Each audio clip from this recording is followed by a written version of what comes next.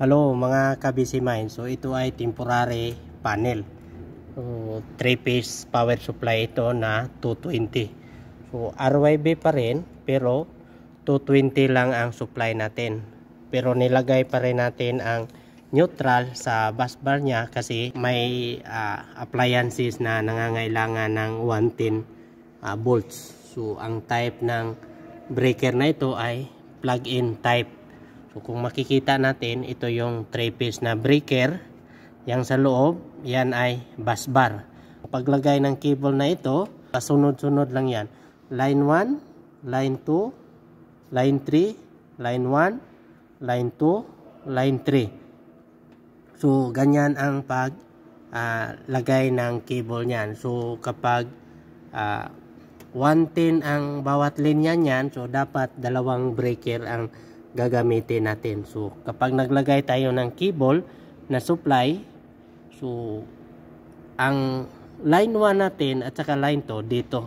Hindi tayo pwedeng kumuha dito sa kabila kasi parehong phase niyan, kabilaan yan. Yang kabilaan na yan, line 1 yan. Dito line 2, line 2. So kapag kumuha tayo ng line 2 dito, so walang power kasi isang linya lang yan. So ganyan ang paglagay ng cable sa plug-in type na circuit breaker. So ang circuit breaker na ito ay single pole na circuit breaker ito. So kung makikita natin diyan, nasa ilalim yung bus bar. So ang paglagay nito, idiin mo lang yung circuit breaker para papasok yung slot niya doon sa bus bar dyan sa likod.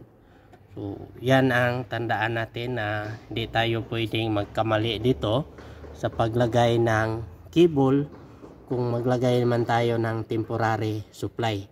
So dito sa kabila ganon pa rin, line 1, line 2, line 3, line 1, line 2, line 3. So ang lagay natin ng supply, titingnan muna natin kung ilang voltahe ba ang 3-phase na ito. Kasi may 3-phase na 220, may 3-phase din na 380. So kapag 380 ang supply, isa lang na breaker gagamitin natin, tapos samahan natin ng neutral. So dito natin i-terminate yung isang cable para sa neutral. Kapag